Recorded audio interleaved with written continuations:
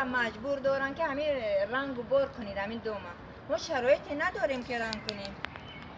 شوهرم معلم مکتب میونه، خودم کار نمیکنم، فرزندان خیلی کار نمیکنن، زورمون نمیرسه. شرایط هیچ کس نیست، همه همسایه‌مون شرایط ندارن. ما شریف رمضان آدمو را از خود دارن، کودکاشون بیوه‌ان، صغیرن، خیلی همینجا کوارتیرن میشینن. همین روزی کینیش دم اهمیت میده.